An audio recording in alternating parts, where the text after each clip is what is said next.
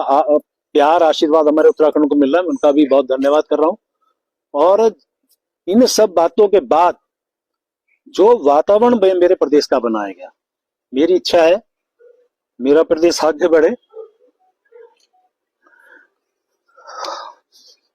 मैं इस प्रदेश को आगे बढ़ाने में से जो योगदान जो मेरा हो सकता है मैं देने को तैयार हूँ। और इसलिए आज मैंने निर्णय लिया है, मैं अपने पद से त्याग पत्र लेने माननीय मुख्यमंत्री जी के पास जा रहा हूँ। उत्तराखंड सरकार के कैबिनेट मंत्री प्रेमचंद्र अग्रवाल ने कल रविवार को इस्तीफा सौंपी दिया धामी जी को। और जिस तरीके से ये पूरा दबाव बना था उनके ऊपर और पूरे उत्तराखंड में एक आक्रोश की भावना जाग गई थी, लोगों में उत्तराखंडियत की भावना जाग गई थी।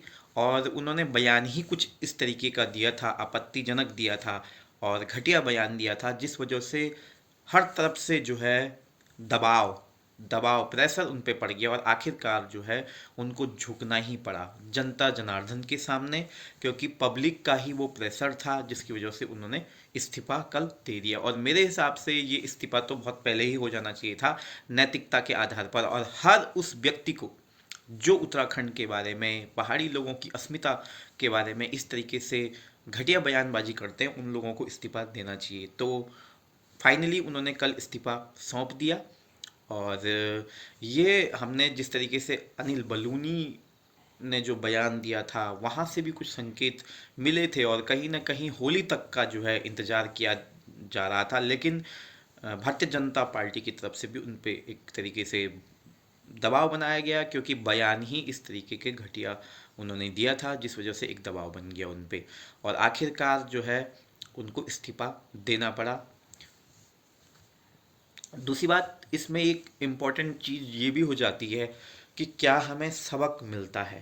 पहला सबक तो ये है कि जो है उत्तराखंड जो राज्य बना था वो पहाड़ों के लिए ही मूल रूप से बना हुआ था। और अगर आप पहाड़ी अस्मिता, पहाड़ी लोगों के बारे में इस तरीके के घटिया बयानबाजी करोगे तो जनता आक्रोशित जरूर हो जाएगी।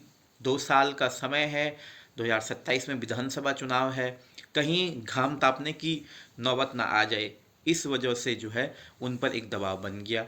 तो पहली चीज़ ये है कि अपने आप में आपको जो है ज़्यादा घमंड और ज़्यादा जो है पब्लिक के सामने इस तरीके से बयानबाजी तो नहीं करनी चाहिए। जनता जनार्दन होती है, वो आपको राजा भी बनाती है तो रंक भी बना देती है। दूसरी बात है कि ये पहाड़ी एक सेंटिमेंट है, पहाड़ी सेंटिमेंट को अगर आप चोट पहुंचाते हो और पहाड़ी राज्य में आप हो तो कहीं ना कहीं जो है उसका भुगतान और उसका जो रिजल्ट है वो आपको झेलना ही पड़ेगा।